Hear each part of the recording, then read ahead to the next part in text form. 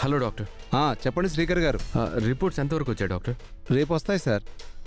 నిజంగానా? ఖచ్చితంగా వస్తాయి సార్. మన దగ్గర ఏవైతే ఈ పాటికి ఎప్పుడూ అయిపోయి ఉండేవి. బయట నుంచి రావాలి కదా, కొద్దిగా లేట్ అవుతుంది. పైగా అవి నార్మల్ రిపోర్ట్స్ కాదు కదా. అవును సార్, నార్మల్ రిపోర్ట్స్ కాదు. నేను అనుకున్నట్టు సరిగ్గా ఉంటే చాలా సమస్యలకు అవే పరిష్కారం అవుతాయి. కొన్ని రహస్యాలను ఛేదించే అస్త్రాలు అవుతాయి. కొందరి అపార్థాలను తొలగించే మధ్యవర్తిత్వం అవుతాయి. కొందరి మానసిక రుగ్మతలను నయం చేసే ఔషధాలు అవుతాయి.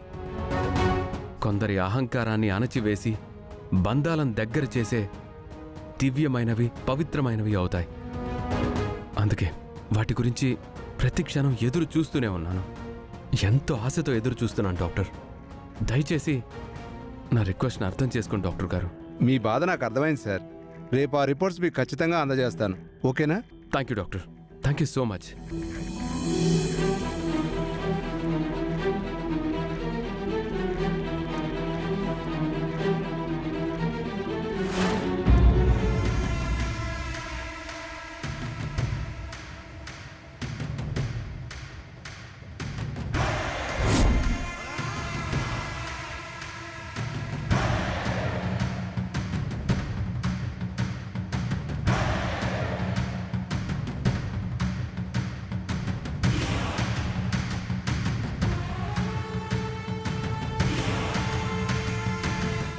ఊరికి ఏదో కీడు దాపరించిందని ఊరందరి గుండెల్లో గుబులు పుట్టింది.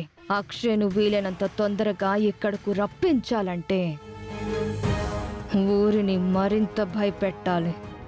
అందుకే ఇప్పుడు ఊరిని అల్లకల్లోలం చేస్తాను. పచ్చని పల్లెటూరికి ప్రశాంతత లేకుండా చేస్తాను.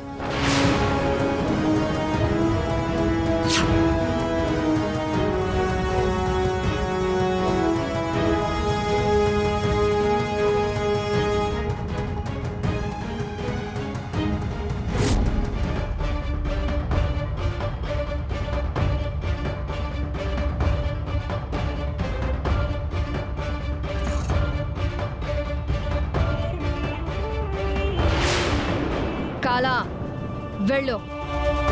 వెళ్ళి పచ్చని పంట పొలాలన్నింటినీ నాశనం చెయ్యి. అన్నపూర్ణాదేవి కరువుని తరిమి వరముల్ని ప్రసాదించింది అని కొన్ని సంవత్సరాలుగా ఊరి జనం అంతా అనుకుంటున్నారు. ఈ దెబ్బతో ఆ నమ్మకాలన్నీ గాలికి కొట్టుకుపోవాలి. ఊరికి ఎవరిదో శాపం తగిలిందని జనం మల్లాడిపోవాలి. అప్పుడే ఆ అక్షయ ఈ ఊరికి చేరుకుంటుంది. అక్షయను కాపాలికకు బలిచ్చి నా పూర్వ రూపాన్ని పొందుతాను. బయలుదేరు కాలా.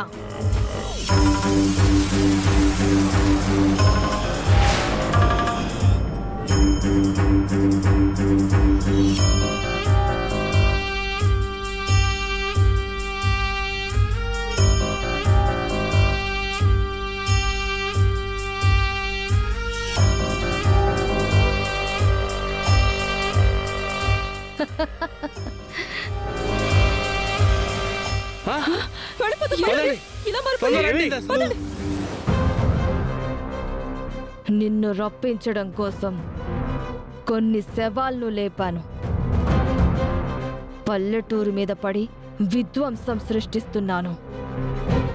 నేననుకున్నది జరిగేంత వరకు, మాయను ఈ లోకానికి అధిపతిని చేసేంత వరకు ఈ వైపరీత్యం ఆగదు.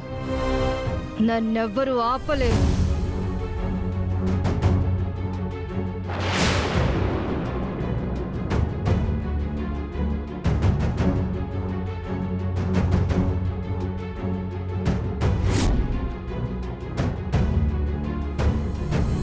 పచ్చని పొలాలు ఇలా రంగు మారిపోయాయంటే ఇదివరకు ఎన్నడూ ఇలా జరగలేదు. మనూరికి దాపురించిన ఆ దుష్టశక్తి ప్రభావమే అయ్యుంటుందా?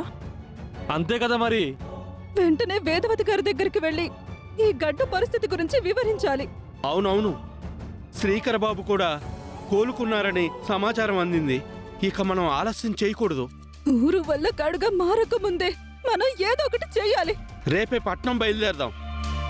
వేదవతి అమ్మగారితో అన్ని విషయాలు వివరించుకుందాం. ఆవిడే మన సమస్యకు ఒక పరిష్కారం చూపెడుతుంది. సమస్య వేదవతి వరకు వెళ్తేనే ఆ అక్షయ్ను వెంట పెట్టుకుని వస్తుంది. అక్షయ పాప అమ్మవారి అంశతో పుట్టింది. కారణ జన్మురాలైన ఆ పాప మన ఊరికొచ్చి పూజలు, యాగాలు, యజ్ఞాలు చేస్తే మన ఊరికి పట్టిన అరిష్టం పోతుంది. అక్షయ్ పాపను తీసుకురమ్మని వేదవతి అమ్మగారిని అడుగుదాం. పల్లెటూరు మంచిని కోరుకునేవారు కాబట్టి ఖచ్చితంగా తీసుకొస్తారు. కళేబరాల కోసం రాబందు ఎదురు చూసినట్టు నీ రాక కోసం ఎదురు చూస్తున్నాను.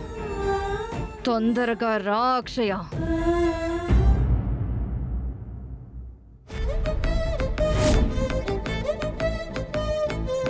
ఈ అవని మనల్ని ముప్పు తిప్పలు పెడుతుంది.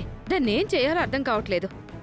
ఏం చేయలేరే, ఎందుకంటే అది నిప్పుతో చెలగాటం అంటాం తప్పు అంటూ నాసిరక మాటలు మాట్లాడుకో. రే కిట్టు, మర్యాదగా మాట్లాడు. నేను సరిగ్గానే మాట్లాడుతున్నాను, నువ్వే సరిగ్గా మాట్లాడడం లేదు. నువ్వు ఇదిగో మాట్లాడు బావా, సరిగ్గా. మంచిగా ఏంట్రా మాట్లాడు చెప్పేది? చెప్తున్నాను. ఏంట్రా ఈ నువ్వు నాకు అవనికి చెప్పేది? వందేళ్ళు. ఆ? ఇలా తలుచుకున్నామో లేదో ప్రత్యక్షం అవుతుంది. అమ్మని పిలవడం మంచిది. అమ్మా, అమ్మా, తొందరగా బయటికి రావే.